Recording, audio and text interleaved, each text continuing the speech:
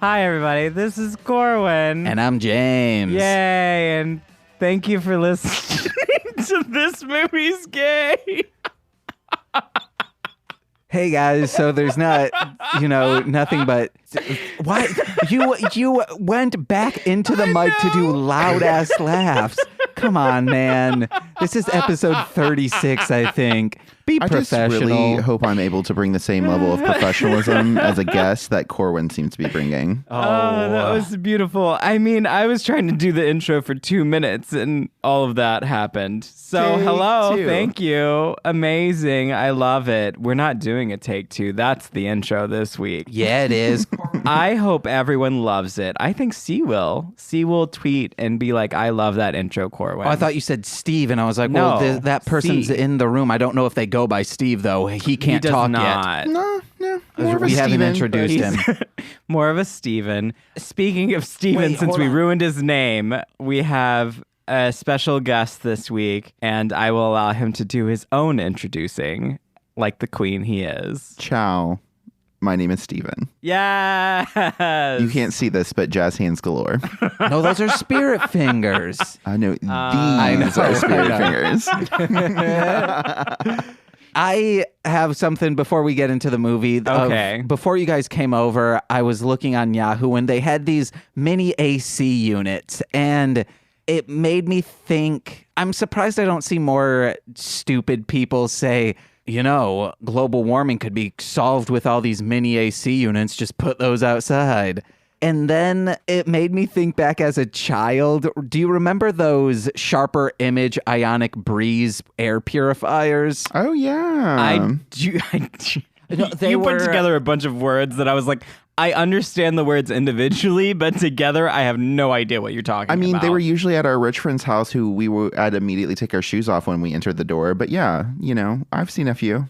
I didn't have no rich friends growing up. I grew up in the country. Well, okay, let me rephrase this. Did you ever see the commercials for these specific air that purifiers? implies that I had a TV to watch. You have Just played kidding, video games, dude. I did have Okay, a TV. Corwyn, I know where you're from, and you did not live the Walton's mountainside experience, so let's calm down. Yeah, you're from Cashville, Tennessee. I know that's me. Memphis. That's him. Whoa, do you know Young Buck? Yeah, actually, he had a house in Hendersonville, which is where I'm from. Holy shit, he knows Young Buck. After he first broke through, he actually came into the Home Depot that I was working in, and our manager at the time was like the widest, most vanilla square 25-year-old post out of an NBA kind of dude ever. And he's like, guys, I just met Young Buck. How cool. And we're like, yeah. I would have said the same thing. Sure. His first album, Straight Outta Cashville, is so... It baffles me. He was on platinum selling record label, 50 Cent's record label, and he's peaking constantly in this album where, they use compressing afterwards, but his microphone is always distorted. And it's like they didn't let him do a second take. The engineer wasn't like, hey, let's turn down the mic a little. It's baffling. You're the only one that talks about that, James. Hey, guys, listen to that. It's a rap album, but it sounds punk rock as hell. It does. Okay, but these air purifiers, I used to think, because they would say, oh, our air quality is so bad, especially look at this stock footage of smog in LA. And I would always think, why not just put these on top of buildings and then that would purify all of the air in Los Angeles? Science. Yeah. It's not like trees help or anything like Oh, that. yeah.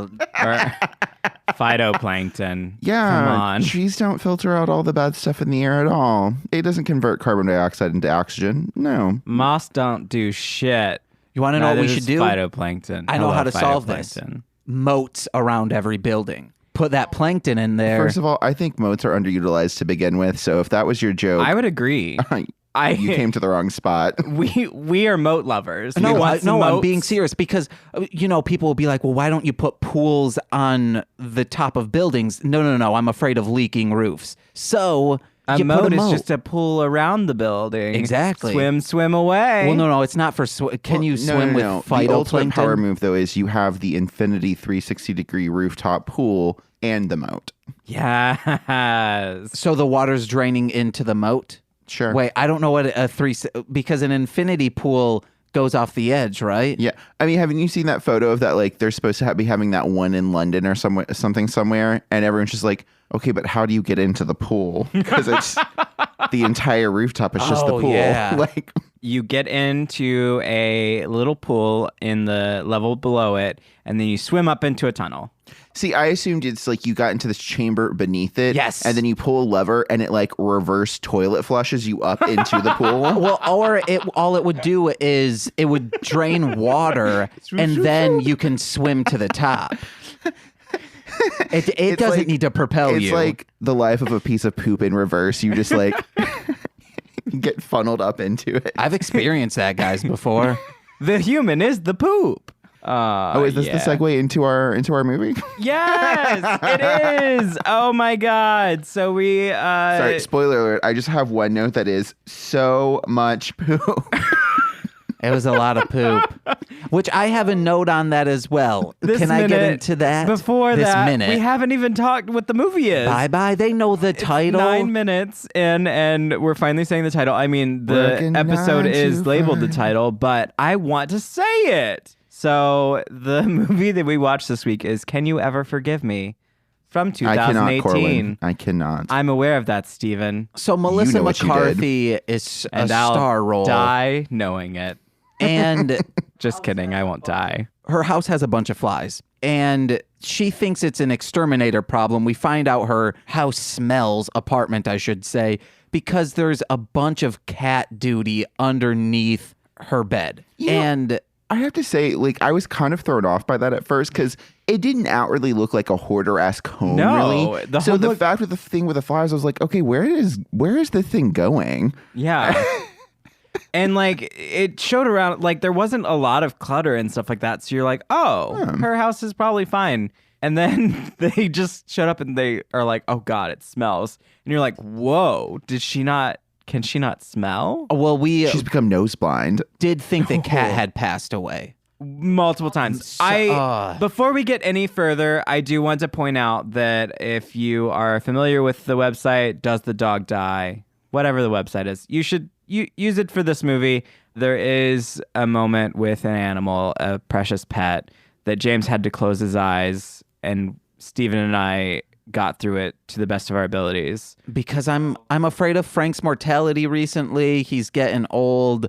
He doesn't act like it. We thank you for that, Frank. Keep screaming at us every morning and night. So before you watch the movie, you should know that does happen. So proceed with caution. Yeah, later on in the movie. But It's easily like But 2/3 of the before way we into the get movie. into anything about notes about the no, movie, I there was- is a segment that we do Yes, but that I love. I haven't finished my note yet. Oh my God. When you weren't supposed to give a note. I will be right here in the home, and the kitty litter box is in the other side of the home. Frank will just make the tiniest poop, and you can smell it from there. Yes. How this person wasn't smelling duties underneath the bed is baffling. Yeah, but she's She also doesn't- like deep into alcoholism, and a lot of Oh, times yeah. that can cause damage to your other senses. I'm so pretty sure she just couldn't smell. Like, I'm pretty sure she could not smell at all at that point. yeah. So, anyway, my favorite segment, which I don't even know if the listeners like it, but I love it, is to get our guest to do a quick synopsis of the movie. As the person who edits this, I might not like it. Yes, win-win for Corwyn. Okay, so I am just like, how brief of a synopsis? Please How make detailed it do you want to? As Three brief sentences. as you want. 3 sentences. You can Please. make it longer than 3 sentences. Hit the major points of the movie, and that's it. Okay. Just do a tagline, please. Don't listen to James. Sad literary lesbian cons the best of them, and can you ever forgive me? Yeah, there we go. Okay. Yeah, that was real brief. That was Sad one of literary the briefest. alcoholic lesbian Melissa McCarthy has said goodbye to Mike and is saying hello to all these lies. I love that one. Okay. So, yeah, basically it's about a real life person. It is Lee Israel. Lee Israel, and it's based off the book that she wrote about herself. And yeah, she's an author who writes biographies, basically.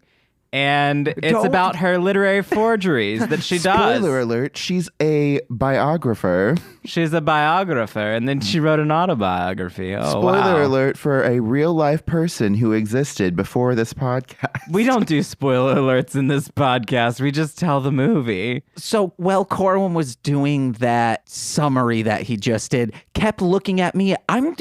I'm just looking at you, making eye contact like a you conversation. You were looking at me like you wanted to say something, and I was like, I'm going to keep going, James. No. I'm going to keep going. A lot of us often want to say something, too, when we're just staring at you. I mean, good luck. That's all I have to say about that. If you going to come for me, B?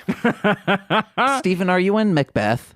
No. Okay. But I've worked with the theater company several times, and Corwyn and I actually used to live together, so... Yeah, Whoa. so Steven knows me, and we also went to school together. Mm-hmm. Actually, I want to talk about, so when we got here, I was introducing James and Steven, and I was like, this is Steven with a V, and James made a joke, and I'll let Steven continue the story because it's actually how we met. Okay, so the joke that he kind of James offhandedly made was, oh, do you spell it with a V the correct way? And Corwyn, kind of lost his shit a little bit because I had transferred into the program that we both graduated from. Theater department, yes. theater program. University of Memphis. Fancy.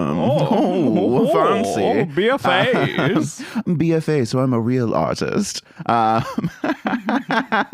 So the first day, I had transferred in as a junior, and I was having to take a couple of lower level sophomore classes just to fill in some gaps because of the requirements for the program. And I would have done a middle finger to them and said, fuck off. well, I was trying to get that 4-year degree so I could get better jobs, and joke's on me. Those don't exist. Community college. I went to community college first and got my associate's degree, but I wanted that bachelor's at the time. You should have stayed there, got a certificate. I did get my certificate, but I went into a bachelor's degree, so I transferred. Man, you're being lied to by the American dream. Don't I know it? Preach. Anyway, anyway, not anyways, as the movie pointed out. So I transferred in. It's my very first day, the very first class I have set foot in this program.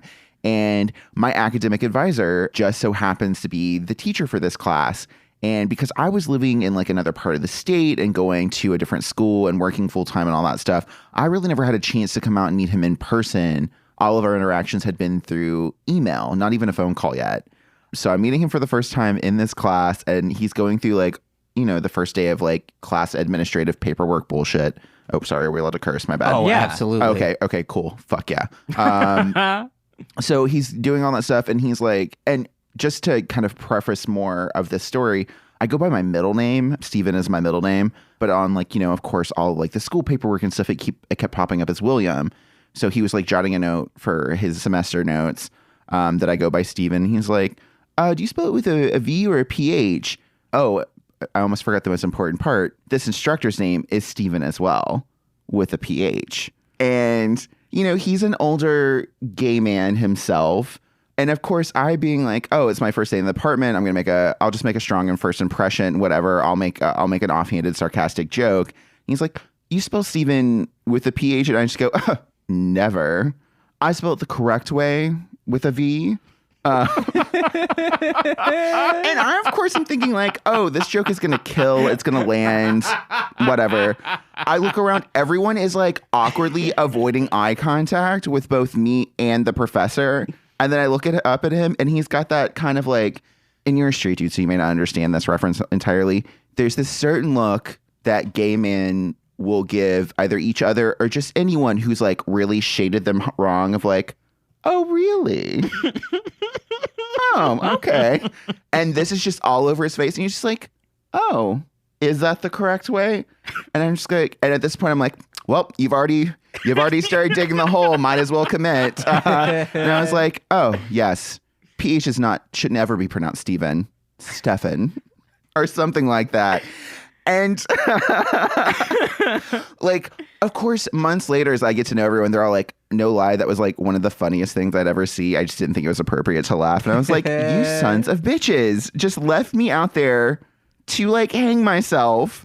on my very first day in this program. I was one of them sons of bitches just sitting there, except I wasn't avoiding eye contact. I was just sitting there smirking like a little shit that I am. Well, of course, all the baby gays in that class were secretly like, you went there, girl. I was one of the baby gays in the class. Mm-hmm. That was before I was myself.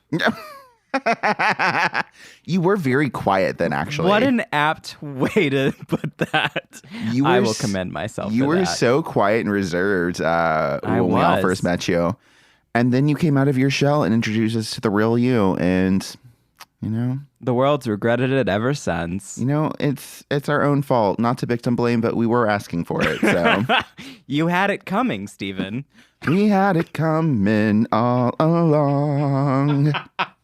But you were talking about that face gay men will give you. Oh, the only face queer people give me, at least in my experience, is fucking come on, James. Yeah, this one. And then, you know, TC gives me that same face all the time. There's usually a lot more malice with TC, but and then, you know, of course, when they started undressing you with their eyes, yes, with malice. You want to know what? Anissa probably gives me the face you were talking about. For sure. There's a lot. You get that face a lot, James. It's fine. It's fine. Yeah, because I'm a maniac. Oh my God. It's like, I want to sexually objectify you, but I'm angry about it.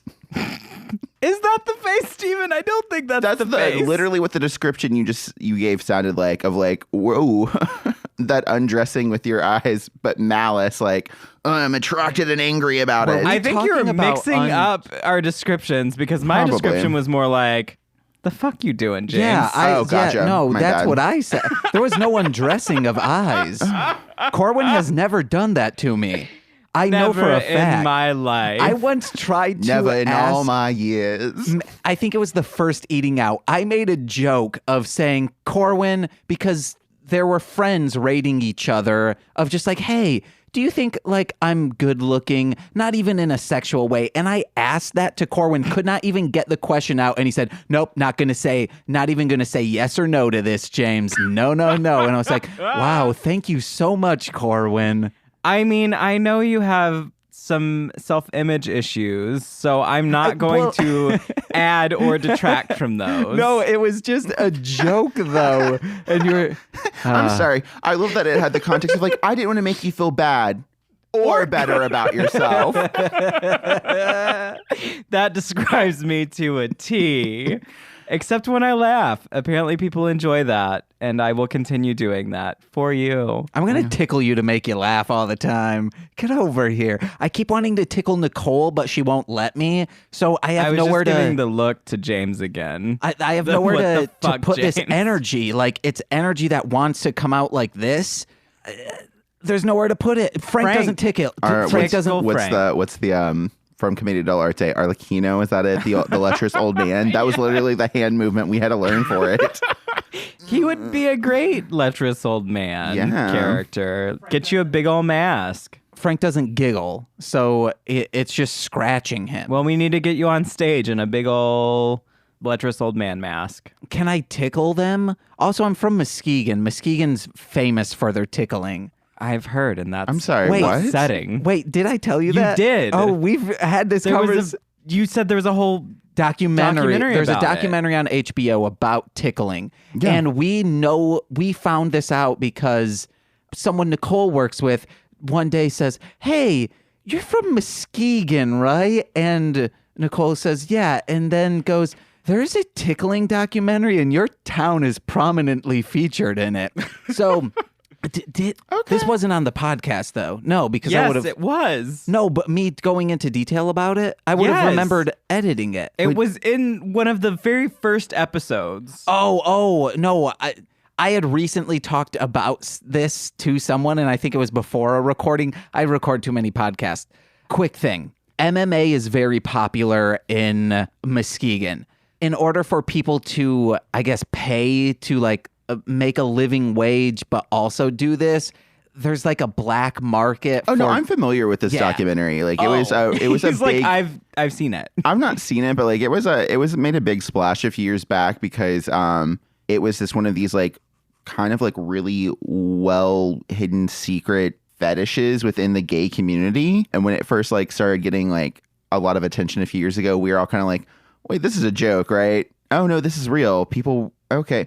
And then apparently has like this whole like seedier side to it where like a lot of these like young, attractive men who are like trying to make it big in like professional sports and stuff like that, but like are having to like, work these crummy little shitty jobs to make ends meet, will get like lured into going and doing this weird like tickle fetish porn. Yeah, and then get blackmailed. Yeah. And it happened to a friend of my sister's baby daddy. It's very far removed, but Wow. Yeah. The journey of that statement. I know. I didn't love that journey. I love that journey for you. So off to tickling, back to the movie that we watched after 25 minutes into the This is podcast. common. I know it's common, and I am detracting from that commonality by trying to. You're adding to it right now by saying, All right, let me get out my notes. Love that part in the movie where she's working and just drinking on the job and just telling her coworkers to fuck off. Oh, And they finally opened strong with that. They opened very strong, and then her, I guess, supervisor, boss, or whatever was like, "What?" And she told him to fuck off too. and then turns around and it's boss She didn't daddy. even say "uh-oh." She just turned around and she was like, "What?" That's the look that she gave, and he just told her to back up, and she lost her job, and that's what led her towards forgeries. Although I have to be, what was the job she was doing at the start of the movie? It looked like she was like I was really confused. blacking out. She was redacting documents. Gotcha, that's what it was. Okay, I was really confused. I was just like, what is going on here? I'll be honest, I also was a little confused. I couldn't quite figure out if it was in the 70s or 80s. 1991. 91? Yeah, it says that right up top. Okay, well. I do know at one point there was like a very modern looking bus, and I wonder how long those buses have been in transit, but it looked very modern. We'll break it down frame by frame, guys. Don't worry. We'll have a follow-up next week on the podcast. We will not We won't. at all, because I will forget, and James won't do it. I mean, those are things that I do. I do follow-ups. You do a lot of follow-ups, but you won't remember to do the follow-up about the bus. Oh, or no, when I care to. edit You've got it. too many things to do. That's the main thing. Yeah, but Yeah. no, I do have I have a similar note about that one scene where I just literally in quotations, oh, fuck off. Yeah, that's my that's my first note. Fuck off. Great. Like, for the intention of the scene is her just to yell at everyone, oh, fuck off. That leads into her just being very, very rude, which I relate to that. I also have written down as a note, Corwyn level dramatic exit that she made. With the dumping of the ice cubes and everything. And I'm so glad she did that because I was afraid because it would have just been bad screen time. She should have made eye contact with someone, dumped the ice, put the glass in her purse. The glass she brought with her to drink on the job with. Before she made eye contact too, she downed her whole drink too. She was like, I'm done drinking this, dumping the ice in this trash can. You can take that out, big boy. Yeah. I just want to say I'm glad she dumped that out because for continuity, she would have had just water inside her bag if they didn't add that it was extra winter flavor. in New York City. It might have not melted that quickly. But also, who puts ice in their bag like that? Just put it in your mouth and spit it in his face. No, but what I'm saying is a worse movie, another movie we might have done, they might not have had that extra care for continuity to dump it out. I mean, I thought she was going to take the glass, chug it, and then throw it down Oh. it break. That would have been Also, Corwyn I was secretly exit. hoping we would see a great BoJack Horseman reference and her just say, suck a dick, dumb shits, as she walked out with the both middle fingers up. But it would have been a little anachronistic. Little after her time, though she would have been able to pull it off. She Oh, absolutely. was wonderful in that sense. Sarah Lynn would have been proud. R.I.P. So, R.I.P. indeed. yeah, this movie is great because it's showing a real life lesbian author, and it's not trying to make her likable when she didn't want to be likable. Yeah, I really did appreciate that they really leaned into what a mess she was. I mean, I have like when she's like getting ready for that dinner party, whatever. I wrote down saddest lipstick lesbian attempt ever. Because like she like globs it on with a quick swipe and then literally takes her finger and like rubs it back and forth, like when you see a little kid trying to brush his teeth with his finger. In that kind of motion, I was just like, all right, yeah, you do you, girl. That's a look. That dinner party that featured Tom Clancy being a dick. Oh my God. I literally put Tom Clancy : what a schmuck. Did we know before she's talking to the agent later on, did we know that was Tom Clancy right away? I think that was the real Tom Clancy, to be quite honest. Tom Clancy died a while ago. He died, maybe girl. 5 years ago. Who played him? Because straight up looked like also, Tom Clancy. Because, you had the closed captioning on. It did literally say Tom Clancy : whatever he was saying in the background. Oh, I just thought it said Tom, so I was like, who the fuck is this Tom dude? Tom Cruise. It is Tom Cruise. Tom Jones. Whoa. For real? Tom Waits as well? No, Tommy Lee Jones. Oh, you misheard me. Tommy Lee Jones. If it were Tom Waits, we wouldn't have been able to understand him. That's true. And to be fair, it could have just been Tommy Lee. He didn't pull out his penis, so we're not sure. I thought you meant Tommy Lee Jones at first. Oh, no, I had moved on to Tommy Lee. Yeah, well, you said Tommy Lee, then you said Tommy Lee Jones. If Tommy Lee Jones wants to pull out his penis, I'm not going to say no. Oh, man, Chip Hazard, guys, from Small Soldiers. Oh, God, that's right. He does do the voice of him. I really want to start a Small Soldiers podcast where it's just every single episode we watch Small Soldiers. I would murder you, so I will never be on that podcast. Well, I would do one episode because I do enjoy Small Soldiers, but just the one episode, and then I would murder you if you're going to get me on again. I will not task another person to be a co-host. I will take this burden of watching this. It would be like a once a month for 1 year. Oh, God. Small Soldiers is so good, guys. Even the video games and the board game. I have the board game if you want to play it sometime. So can you ever forgive me, yeah? Yeah, so can you ever forgive me? Sorry, that wasn't Tom Clancy, but it was Tom Clancy. He looked like him. But it wasn't, because he has been dead. Which means he's looking like a snack. He dead. Looking like a snack. Ooh. Okay. And then I'm glad that she showed the mostly used rolls of toilet paper that were still in the cabinet and stole them, but then was like, question, why do you have these? Because that would be that's yeah. I put that like full roll of toilet paper, white lady nonsense. Like immediately I thought of several I've met this woman who like that would be her response of like, well, so the guests have a full roll of toilet paper. And it's like, okay, that's super anal, but whatever. It would make sense if she had maybe 3 at most. But to have so many half rolls, because they weren't even half. How many parties are you throwing? I think that was kind of that was why that was included to like kind of show like how much Lee Israel is really not being included in this literary world the way the rest of them at that party are. I mean, because you heard like all the other writers, they were super pretentious and like, oh, it was very macabre, blah, blah, blah. Like that whole kind of critical analysis, which is perfectly fine and valid, but like it was one of those more elitist, like I get high off my own fart fumes, kind of like, you know what I mean? Kind of like pretension. Stuck up pretension. I don't get writer's block. Blocks writers me. I just have the stamina to sit down and get it done, darling. That makes me want to punch him in the face. Yeah.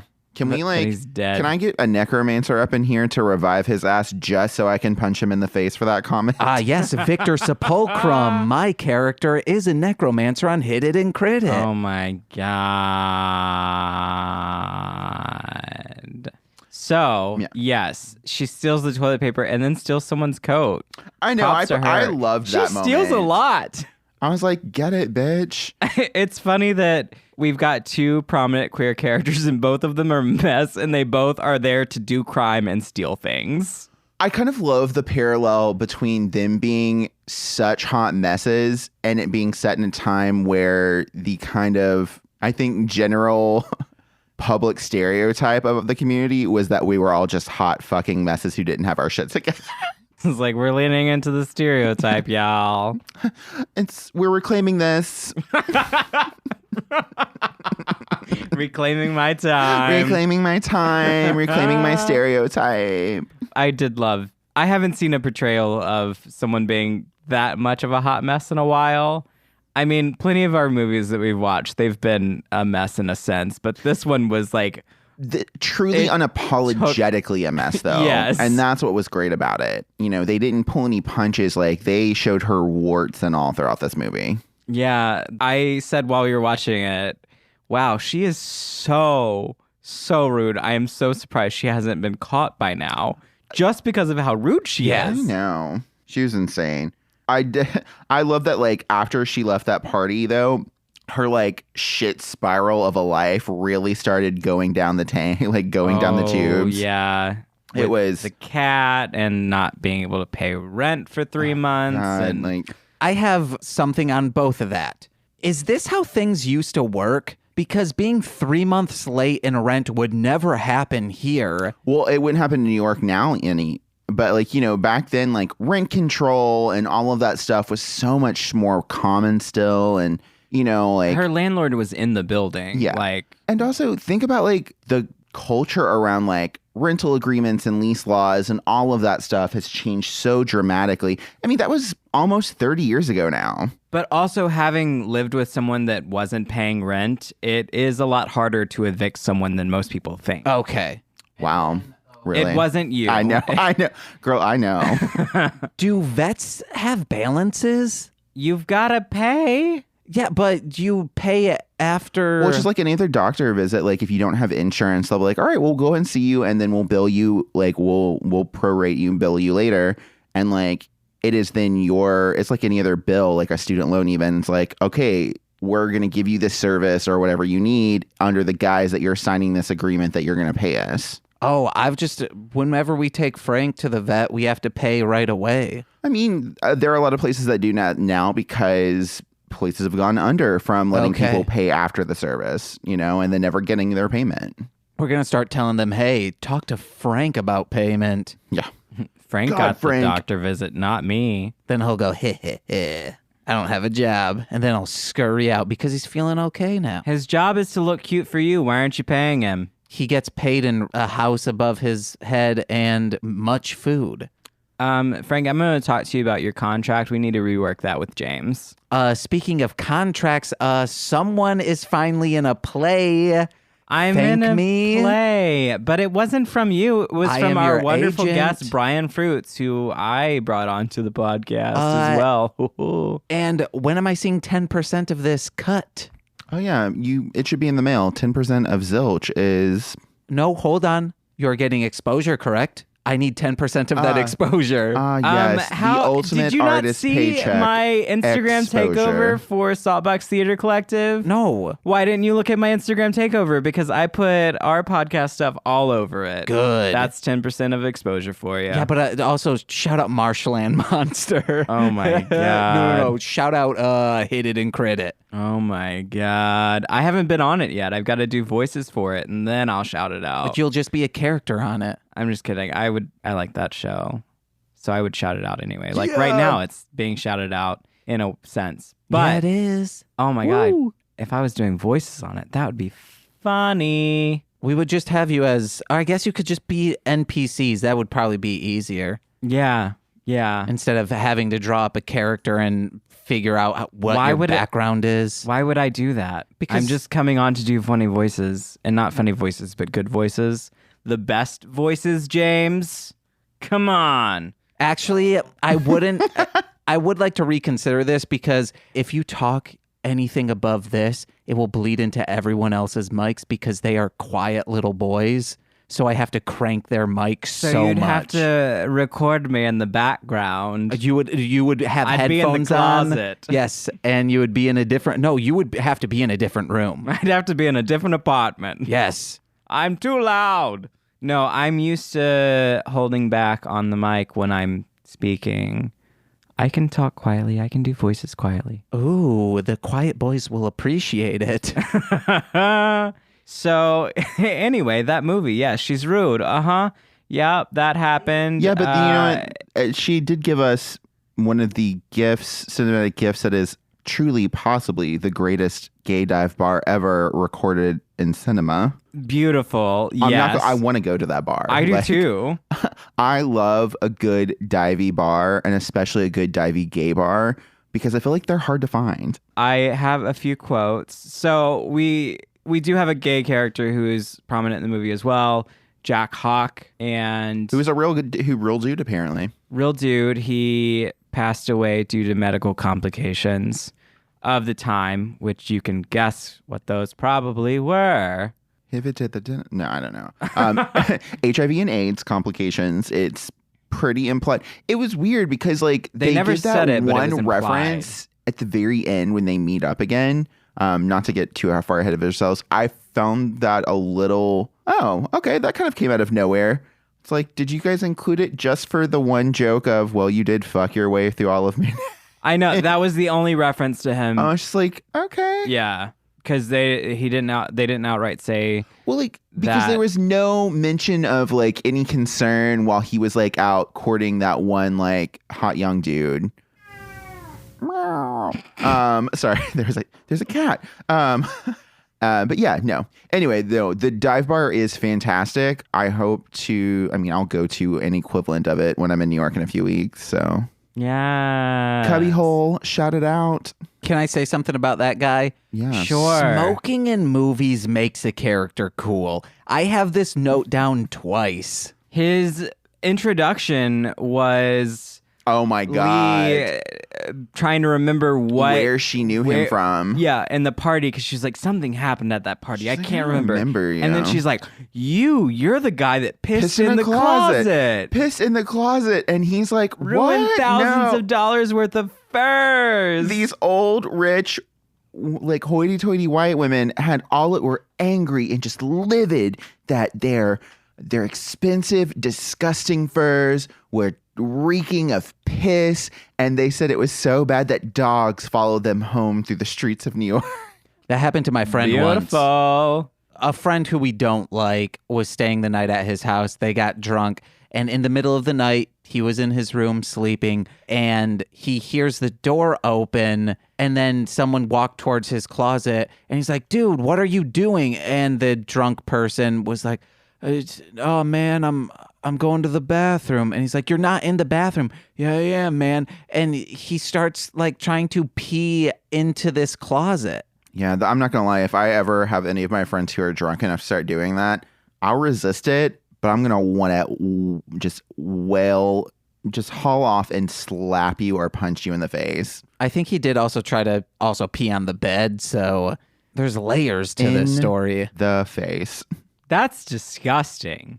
I mean, if you're into that, whatever. I don't kink shame. Be a better hold your liquor better, y'all. I mean, for real though, while we're at it, let's give this PSA. Some of y'all get too damn messy when you've been drinking. It's time to go home, boo. Steven has seen me at the messiest drunk that I've ever been. Yeah, but that was pretty entertaining. I didn't even pee in a closet. Come on, No, you did not. You did fall down the stairs after Thanksgiving that one day, but... Yes, I wasn't even drunk that day.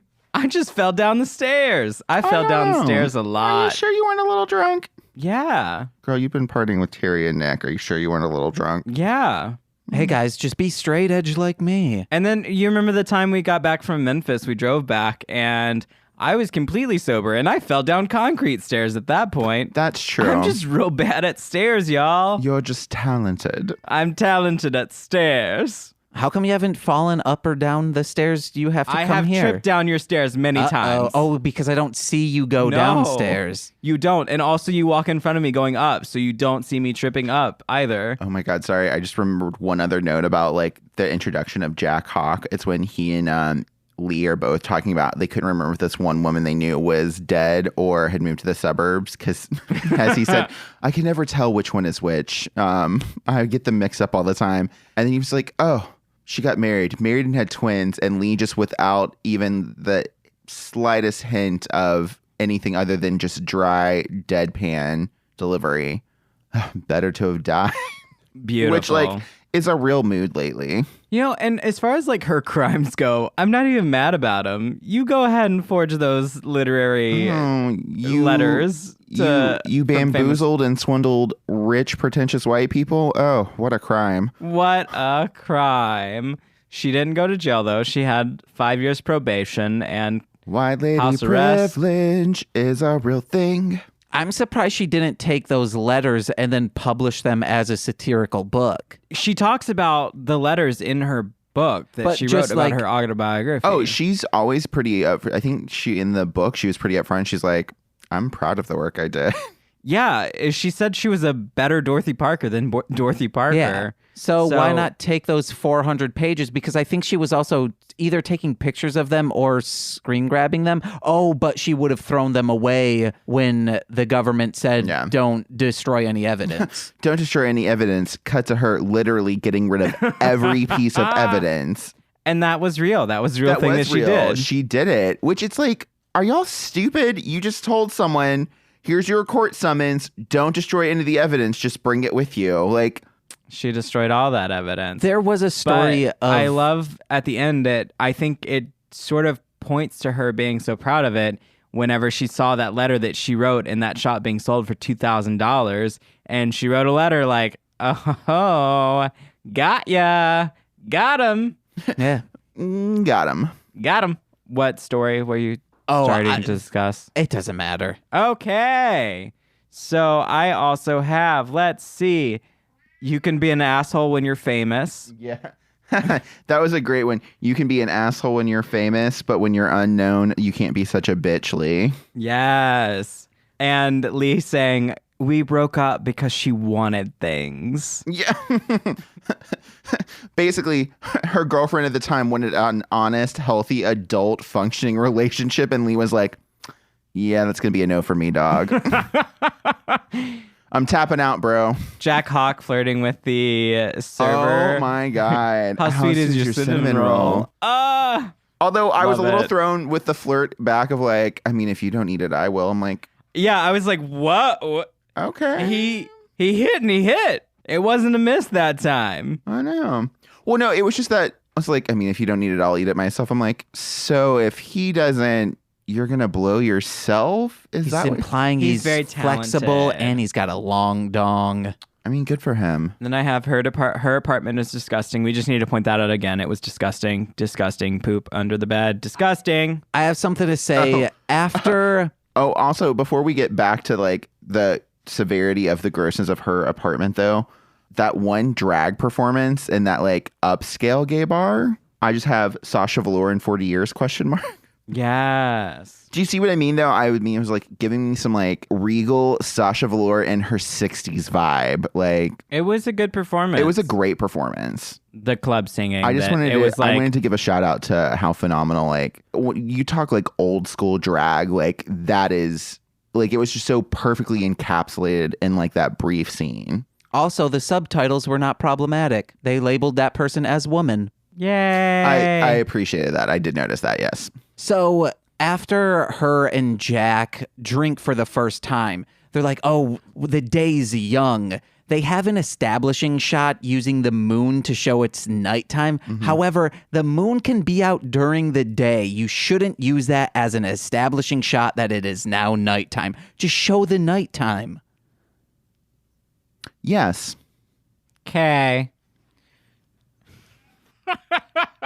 Not even gonna yes and this. So on Mostly Speaking Sentai, it's a comedy series, Car Ranger. We have a rule that it's nothing but yes and. We can't know. I am sorry. Improv rule. Yeah, I'm sorry, Corwyn. You're not allowed on this series. Because you are famously for no stop. That is your improv style on this show. It's no and maybe. No. You are straight up no, James, move on to the next subject. Actually, backstage during Macbeth when we were getting ready for the show and stuff, one of the days when we had 2 shows, so we were just kind of hanging out, they were talking about doing an improv troupe that was just no and maybe? And that was their whole thing.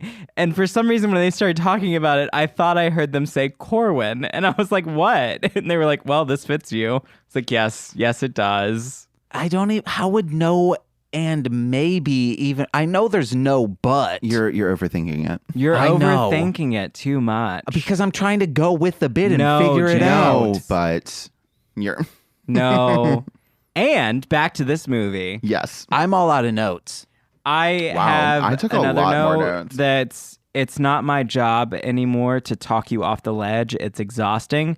I just God, want to you give skipped a a special bunch. yes shout out to that. That was a wonderful moment. Yeah. I understand people that do like want partners and things that take care of them in the sense of their mental issues and or health and all of that. But it's not necessarily your partner's job. You need to take care of yourself as well. Just gotta say. Yeah, no, You're absolutely. welcome, world. The there's more you know. and then my last note that I've got is I can't specifically say I regret any of my actions, which is a very real me moment. Yeah, I have that. It was what a depressing rallying speech in the 11th hour. Like it was a really good, effective speech. But I was like, my God, this is like. It was just another really great example of like them showing just kind of like the true messiness and like kind of ugliness of like metaphorical ugliness of this character, and that she's like a really murky, like three-dimensional character. And like, you know, she's not perfectly polished, and, you know, just because she's a writer, she doesn't have like the perfect little blurb, or like her lawyer a couple of times would be like, Lee, are you sure you want to go with this speech right now? And I thought like the way she had that final end of like, you know, it was weird. You know, she started off with that prepared speech, and then she like went off on this tangent she wasn't planning to go on. And then at the end, like she brought it back together into focus. And it was almost like we were watching someone sundown a little bit. It was beautiful. It was really beautiful. Do you have any other notes that you'd like to throw out into the world? Any important notes? I mean, they can be unimportant I got really too. excited that Mark Evan Jackson pops up as her lawyer in the end. I think he's a really great modern. For those of you who working don't know who actor, that is, character actor. It's Kevin from Kevin Costner from Brooklyn Nine-Nine, Sean Nine. from The Good Place, Yes. Trevor Nelson from Parks and Recreation. Beautiful. Any other notes, Steven? I have. Oh, of course, I love that Anna Devere Smith played Elaine. Love her. She's great. Another great theater kind of legend who's had some great like movie and TV success. Oh, sorry. Trigger warning for you and others, James. I know we covered it briefly. I just have the dead cat sobbing as a note. Like that was. Yes. I mean, I understood why they included it. It felt a little unnecessary. Like that section could have been reduced by half the time they spend showing it, and would have been just as effective. Was a lot. And then her giving the cat to the vet. I should have had my eyes also a closed for lot. that too. It was a lot. It was a lot to do. So if you listen to this and you plan on watching the movie, just be aware that exists. Yeah, if you love your little cat, you might feel uncomfortable. And just for like my own like personal shits and giggles, I do have shout out to Gloria's Swan Song. Yeah. But I can't remember. They mentioned Gloria Swanson in like one Yeah. of their conversations. That's right. Yeah.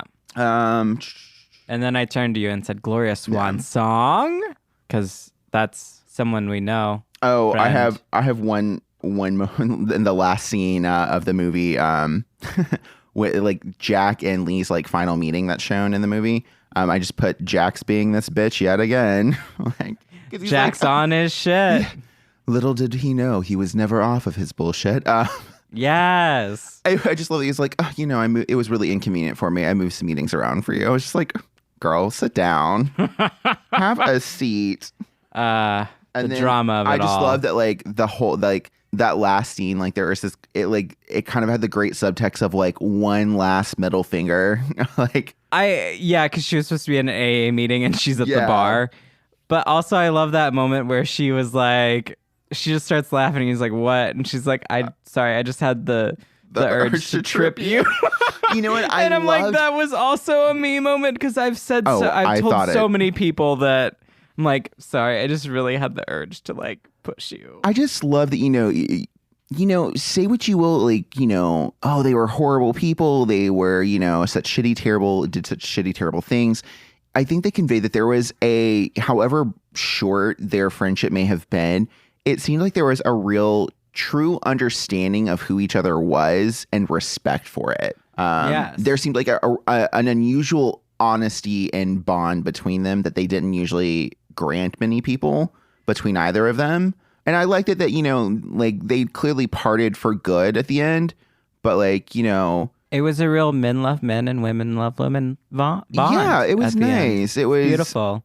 When he was like, just make me young and beautiful in your book, like, and like she had that tearful, like, you got it kind of agreement. Like, it was nice. It was arguably, I mean, not for her, but for him, it was arguably like the one real honest and vulnerable moment that we got to see.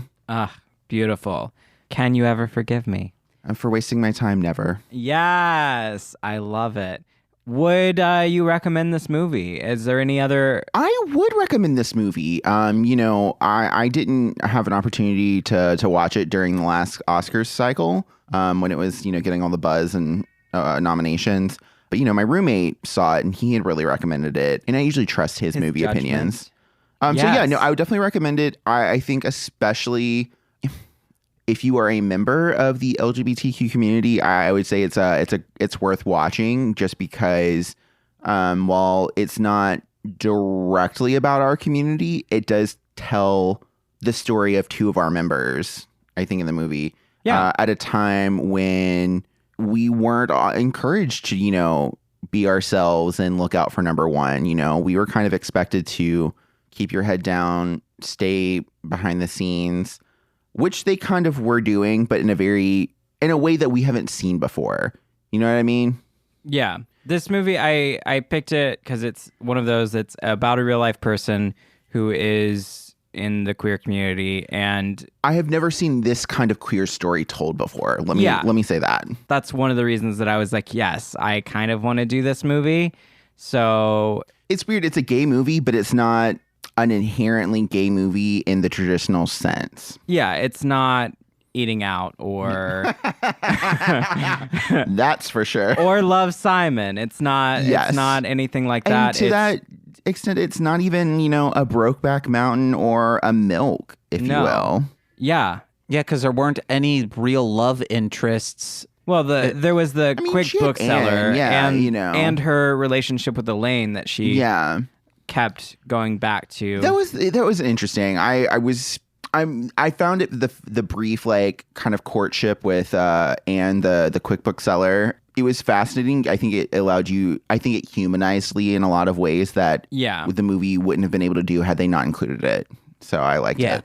And we've all had those awkward moments. I would recommend it. Absolutely. My whole life. I would also recommend it. It's a good movie. And this is a movie that I haven't seen before. So nice. First time watcher. Same here, and I would recommend it. Yeah, so it was good, and it's about a real life queer person who is no longer with us. Yeah. But who did crime. And isn't that true progress where queer people get to be filthy criminals like the rest of them?